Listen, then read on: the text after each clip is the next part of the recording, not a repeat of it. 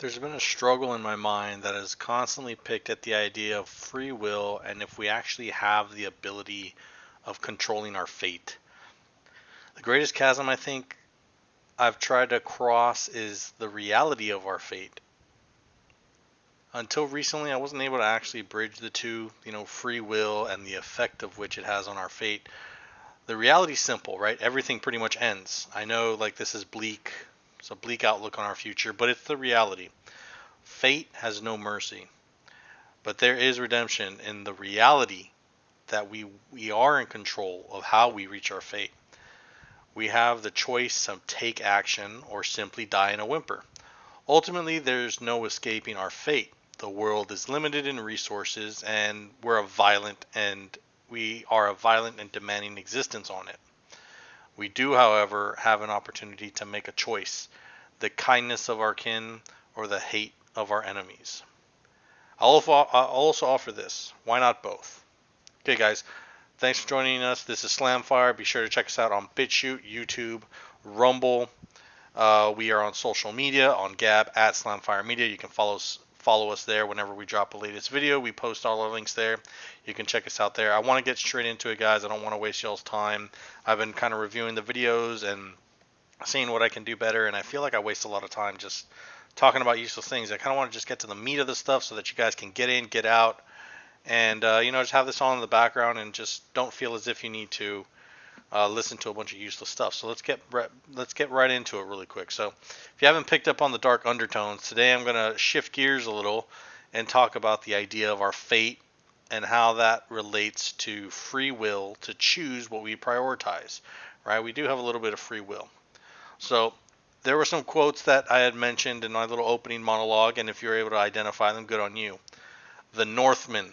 The Northman. So my wife and I, we were actually able to go out and watch a movie for the first time in a good while. It's been a long time since we went to the movies, but we were actually able to go out and enjoy a movie. We used to love to go to the movies when we were initially dating, when we were in college. But now that we've gotten older, it just seems harder and harder. Maybe it's because of all like the streaming services, and then money's tight and why spend? We have all these different services that we can utilize, and why go out to the movies? And I don't know. It's just one of those things. It just makes it a little bit difficult. Don't get me wrong. I'm glad we were able to go watch this movie, though. It's one of those movies that I felt that really deserved being one of those movies that you need to see on the big screen. But this movie isn't anything new, though. It's not something that's oh man, this is so profound. It needs to be seen. Everyone needs to watch this movie. It's basically a Viking perspective of the Conan story, right? I don't know how old you guys are, but I loved Conan. Conan the Barbarian, Conan the Destroyer, all that stuff, man. It's great. It's simple, right? You have a boy who has his family and his tribe, taken from him, and he's forced to find his way, either to die a slave or outlast anyone and take control of his fate. Right? That's Conan. It's very simple. The Northman is very similar. I don't want to spoil anything since the movie is fairly new. I mean, it came out last month, but still, I'll give you like a little summary of it.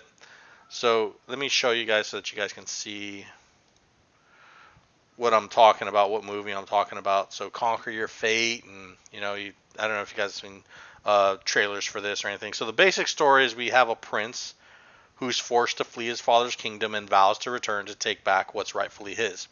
The prince, he hones on it. He hones in his skills through battles, and he never really forgets what his purpose is, right? To take back what was taken from him. I don't want to give away too much, but he meets people along the way, and they help him by focusing on his priorities, which leaves him with a choice, right? And that's what I kind of want to focus on. That choice, which truly shows what's important to us. So just to give you guys like an idea of what this movie looks like, it's very dark. It's a very dark movie. It reminds me of that movie, The Witch. I don't know if you guys saw that, but they have that actress. She comes out in it. She's the main actress in The Witch. She comes out in this movie. This guy, he's like the brother of the actor who played It, something Skarsgård or something like that. I forgot his name, but this is actually his brother. He does a really, really good job. This girl right here, she comes out in The Witch. She's like the main character in The Witch. But it's a very dark, very bloody, violent movie. If you guys haven't seen it from right here, it's a very brutal type of movie. Very, very cool. cinematography and the setting, and like you can feel the environment. It's one of those movies. So, this is not a movie review. I just want to use the movie as like a foundation to kind of support the idea that I'm trying to get across. So, there's a conversation that I was having with there was a conversation I was having with another teacher about the similar topic, and that's what kind of sparked my mind into thinking more into this and coming up with this idea. So like the idea, like, we can't escape our fate, but we can choose what to do in order to make meaning out of it. And that's kind of led me to this. Like, maybe that's why it's hard for us to answer that age-old question, what's the meaning of life? And you kind of have that in Conan, right? What is best in life? To crush your enemies and see them driven before you and all that stuff, right? So what's the meaning of life? We don't know, right? We don't know until we choose our path and actually create that meaning, right? We have to create it. No one can give it to us. It will obviously be different for everybody, right? It can be different for everybody, for some people, but some may overlap, right? We're all humans after all, and we all have kind of similar wants and needs and everything like that. But getting back to our key message, I don't want to stray off into tangents too much, but it's going to happen. You guys know how Slamfire is. So this is already going into I'm going pretty hard with philosophical things and things like that. But our key message, we have to choose the kindness of our kin or the hate of our enemies. I love this quote. It's simple, yet it opens up your mind to different perspectives, right? Would you choose to continue to be kind in the face of hate, right? No matter what. So you would choose kindness no matter how vile or how much hate someone has towards you. Or if you're focused on the hate aspect, would that be determined on how you feel or how others think about how you should feel, right? So an example of this would be like siblings or family. Those of you who have siblings know what I'm talking about, right? People will say, that's your brother, that's your sister, you should love them, right? That peer pressure may force you to look lightly on your kin, right? So I'll say this. So we've all heard this saying, right? That blood is thicker than water. Well, I learned a while back from my EMS pals that the actual saying goes that the blood of the covenant is thicker than the water of the womb. That's this old army guy. I think he was in the Marine. He was a Marine. They told me about this. It actually makes a lot of sense. I mean, I like it personally because it helps prove my point, but it still makes sense, right? There have been arguments that I've gone into with my family that I would never have thought I would have. Like stupid arguments about money and drama that has nothing to do with anything. Just people making dumb decisions and expecting a handout even after you warn them that their actions are going to have a bad consequence, right? There have been times where family has thrown something at me simply because I was there, right? No fairness or anything like that. It usually has to do with money, right? Whereas I have friends and people that I've worked with in my life in like life-threatening situations when I was in EMS or when I was shooting x-rays, that I used to do that before I became a teacher. These people, they would get my back no matter what, right? That's the covenant, right? So the blood of the covenant is thicker than the water of the womb. So back then, there have been times where I would mess up, right? I obviously messed up. I did something that caused a problem, and I was clearly to blame for it. Like, so I'll give you a little story. So when I was first doing my practicum trainings, when I was going to shoot X-rays, we would do different modalities, and modalities like they're called like CT, CAT scans, your MRIs or ultrasound. They're just different types of imaging modalities. That's just what they call them. It's just different type of imaging that they use in the medical field. So I was working in what they called the specials department. This is in quotation, the specials department, where we would do more invasive procedures like angiographs or like stent placements and removals, things like that. So like very invasive type procedures. Whereas a simple X-ray, you would just take a picture of a hand, of a chest, of whatever the order calls for. Whereas specials, it was more invasive, right? You had more IVs set up, and it was just more invasive. So I was very gung-ho. Like, I wanted to learn as much as possible, and I wanted to do as much as I could, right? I would try to prep things in a way that made the procedure go as smooth as possible. Just try to predict what was needed so that we wouldn't have to be going searching around. We would just get them in and get them out, like try to be as quick and as efficient as possible, right? Not waste so much time. I was very gung-ho when I was younger. So one time I tried setting up all the tools for a pacemaker placement, right? That was another procedure that we would do.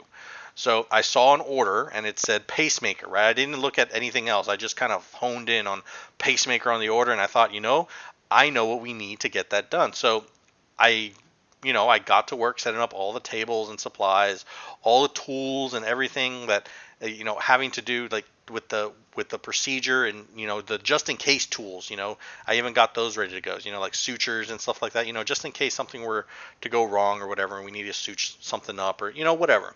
Right, so I finished setting everything up, and I go outside. I bring the patient in, and I verify who they are and everything like that, and make sure that this is the right person, and do all that stuff. Right, so I returned back into the room with the patient, the doctor, and the X-ray tech. They were both in the room.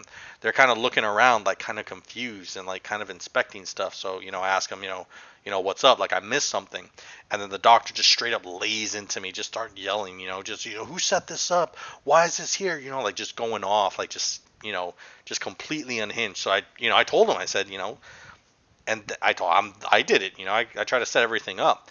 Then he just goes off, saying that I effed up, and you shouldn't have, you effed up bad, man. You shouldn't have done this. Just go home, get out of here. Just laying into me, going off. Get out of my room and get blah blah blah, this and that. So he just goes on a tear. So of course I leave, right? And I'm just sitting there in the little QC room, our little quality control room, and I'm thinking like, man, I'm gonna get kicked out of this program. Like they don't want me here, right?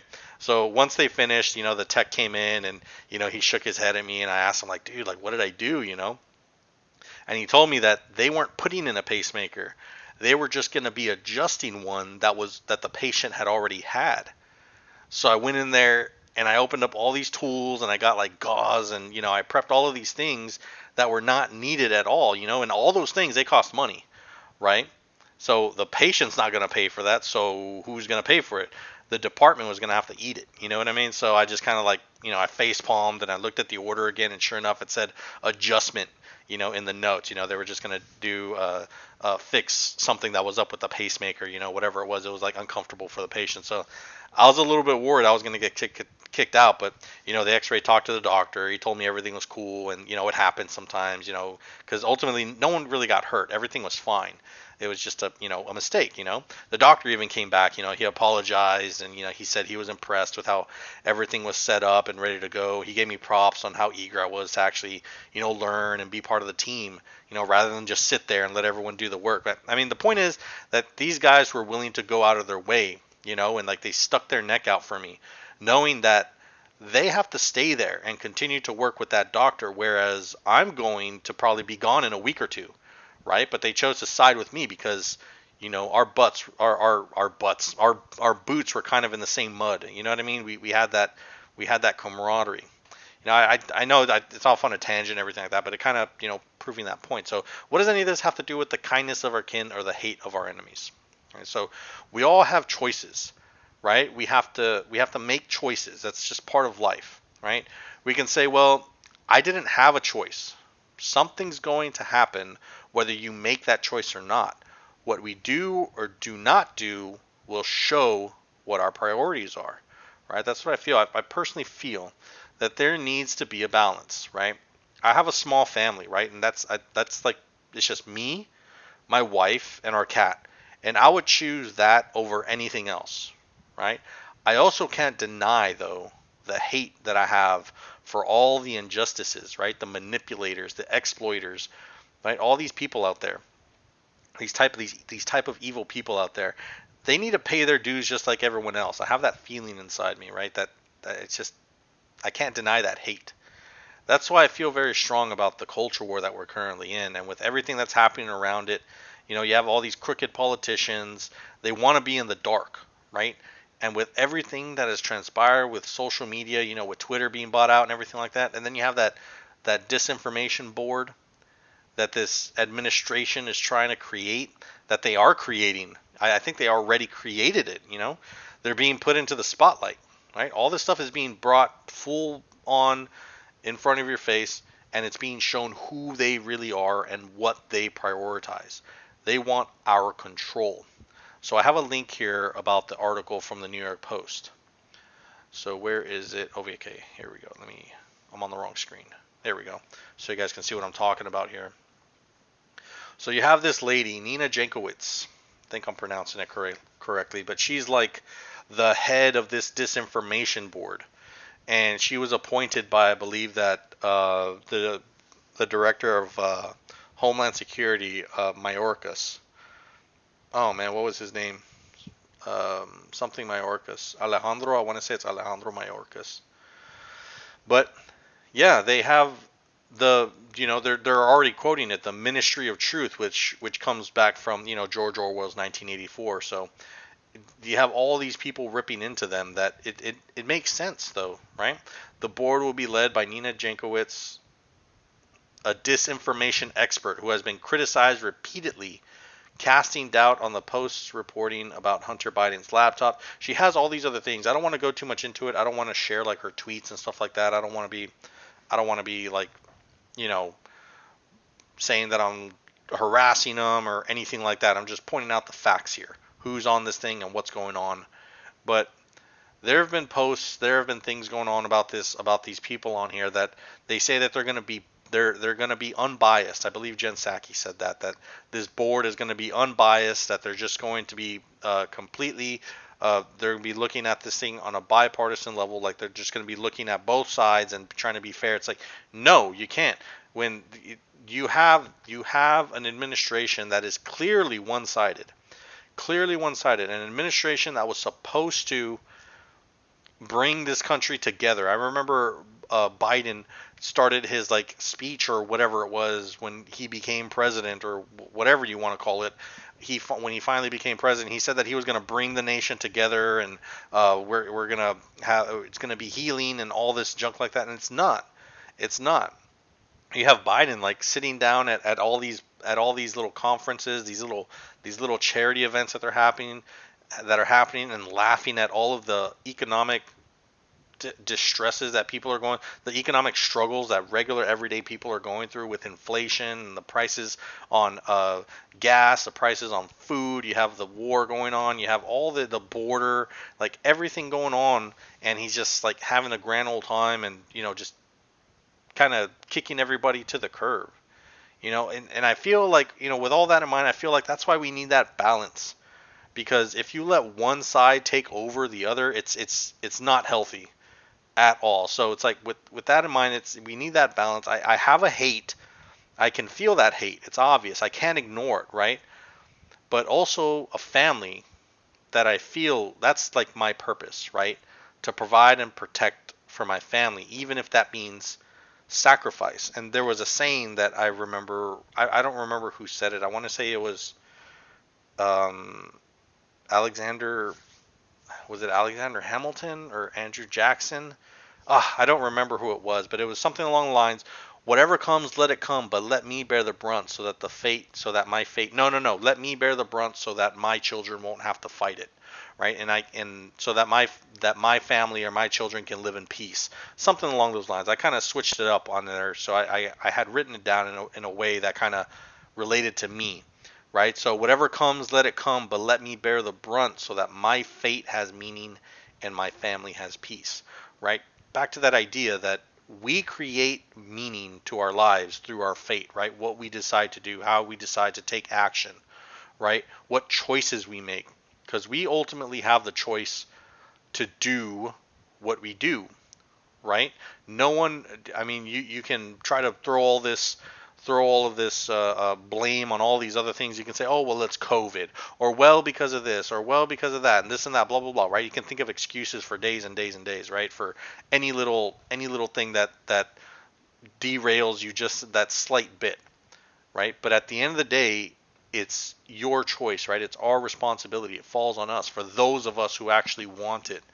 We have an administration, we have a country, we have a whole culture that depends on reliance, right?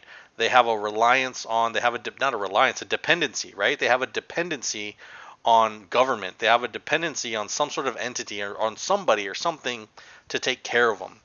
And that's something that I feel drives me towards paying so much attention and focusing on this culture war so much, because I really hate that idea that we need somebody or something, or there needs to be a special circumstance or something like that in order for us to do something. And I just don't like that. I don't like that. If something needs to get done, you should be able to do it, right? And I've always felt that that's what sets people aside from, the the person that's willing to go that, you don't even have to go that extra mile, but that person that's willing to go out of their way to get something done versus someone who's just going to sit there and wait for someone to do it for them, right? And they have that fear of like, oh, I'm not going to do it because what if I do it wrong, right? What if I make a mistake? And it's like, screw that. I'm going to do that. And if I make a mistake, well, at least I tried something. At least I did something, because like we were talking about before at the beginning, all this comes to an end. Like everything comes to an end. No matter how you break it down, this universe, this world, however you want to look at it, it has limits, right? Grant, like, and this was something that I was talking to about with the other teacher that I was having that sparked this idea in my mind that say Elon Musk or whoever, the Russia, China, whoever invents a way that makes it so that interstellar travel is possible. We can go to all these different galaxies, we can go to all these different systems, and say we find 100 systems, right? And each one has like 2 or 3 worlds that are just like the Earth and can be inhabited. They have resources to sustain life and blah blah blah. Say we find those. Eventually, those resources are going to run out, right? It might take a little bit longer, but eventually those resources will run out. There is only a finite number of resources in our universe, right? And the way that things need to progress is we need to leave something behind. Everything that we do costs something, right? Whether it's energy, whether it's time, however you want to look at it, right? Something costs something. There isn't anything in this world that's free. In order for you to go from where you are, where you're standing, to the next room or to walk down the street, you got to pay something. You have to pay your energy. You have to pay through energy, right? Or you got to pay someone for an Uber, or however you want to look at it. Something needs to get paid no matter what. In order to move forward, we have to leave something behind. That's how our universe is, and that's why our universe is so violent. Maybe there's a parallel universe somewhere, right? Like a multi-dimensional place, or whatever, and there's a parallel universe somewhere, outside our view in the fifth, fourth dimension or whatever. And whenever you do something good, whenever you do something that's morally, good or whatever, that's positive, maybe that increases your life. Maybe that adds more energy to the universe or something like that, right? Maybe there's a universe where whenever you do something good, you create energy. So life can just go on and on and on and on and go forever, just based off of your good merits, right? But that's not our universe. Our universe is very violent. So we are a demanding species. We are a demanding being because we have limited resources. That's just how it is, right? So that's why it's important that we make certain choices. We do certain things a certain way, because that's going to prove, that's what's going to, not prove, but that's what's going to give meaning to our life, right? Because it's limited. So the choices that we make create that meaning, right? I just love that expression. No, not that expression, but that quote. See, I want to find it again so that I read it correctly, right? We need to choose the kindness of our kin, or the hate of our enemies, right? What is going to overtake us? What do we do? Do we just do nothing? And it's like, well, what does it matter? Everything ends. Just might as well sit back and relax, do nothing. Or do we stand up, do something, and speak out, take action against these injustices while we have that opportunity, right? I don't know. I just found that topic, that idea interesting. I felt kind of strange too, talking to this other teacher, because he got kind of upset, and he kind of threw his hands up, like, so then what do? We just kill ourselves because it doesn't even matter? Or like, why don't we just like wait for like an asteroid? We just pray for an asteroid to come and destroy the world because it doesn't even matter. Saying, no, it does matter. It does matter. That's why our choices and everything are important, because our time is limited, our resources are limited. So what we do ultimately determines our fate, right? That was just I know it's like very philosophical and everything like that, but I just thought it was a nice change of pace from all of this political stuff that's been going around. That's going to be the bulk of our show, guys. I didn't want to go too much into this philosophical stuff. I don't want to black pill everybody and just depress everybody, just give everybody just severe depression and no hope for the future and all that stuff. I didn't want to do that with this episode. I just wanted to, something I was thinking about and something that I had talked about with someone else, and I just thought it was interesting. Very, like, to me, I thought it was pretty cool that the idea that we're in control of our fate, even though our fate is set. We choose how we get there. We create that meaning in our life. I don't know, just playing around with that idea. If you guys want, please leave some comments. Let me guys know what you think. All comments are cool. I don't mind anything like that. But with the bulk of that being done, guys, I want to give you a little bit of updates of what's going on. My schedule's getting a little bit crazy the closer that we get to the end of the school year. This happens every year. It's a normal thing. And I should have told you guys this before, but it kind of just came up unexpectedly. I thought I would have more time. Usually this happens like the last 2 weeks of the month, but it's happened like last month at the end of last month, and it just started like snowballing and just getting crazier and crazier, and it just got ahead of me. I didn't think that it would do that, and I would have to let you guys know earlier, like, hey, I'm not going to be able to upload as much. But once this month ends and we kind of get into summertime, I want to start like getting into the news and talking about topics and things like that. And there have been some interesting things that I saw pop up with Tim Pool's channel. They brought this guy on that just exposed this dude. They didn't expose him intentionally. They actually exposed this guy unintentionally, and it was just a weird episode. And I want to like bring stuff up like that and talk about those things, and give throw in my 2 cents. Hopefully we can get the slanted scholar in here, and we can talk about it and everything like that, and get back into covering the news, covering culture, covering things that are going on, and not so much philosophical stuff. This was just something that I wanted to do that was in my mind. It was an interesting conversation that I had with this other teacher, and I don't have that very often because I'm very apprehensive about talking to other teachers, especially in the district that I work in. These people are they're not bad, they're just different, and I don't want to offend anybody. I don't mind offending people on here because it's like this is like a public space, and it's like I'm off work and I'm not on campus, and I don't think I'm displaying anything that's crazy. I mean, of course, that's a matter of perspective, that's relative, but at the end of the day, I have to work with these people, and if I create an enemy unintentionally, then it's going to be very awkward for them. It won't be awkward for me, but I plan on retiring where I'm working. I want to keep on working there for 10, 15 years or whatever, and I just want to make that as smooth as possible. So that's it was kind of a relief being able to have this conversation. So I thought I'd share that with you guys and talk about this topic that got brought up, and it started leading me to think about this movie and the fate, that how everything ties in together, and just having a nice little philosophical type of jam session type of thing. But thank you guys for watching. Maybe make sure you go to slamfiremedia.com wherever you watch us. Slamfiremedia.com. We have links to everything there. So if you don't have if you want to leave a comment or something and you don't have an account for whatever, and you have an account for BitChute and you can't leave a comment for whatever reason, but you have an account for Rumble and that helps you leave a comment, just go to slamfiremedia.com.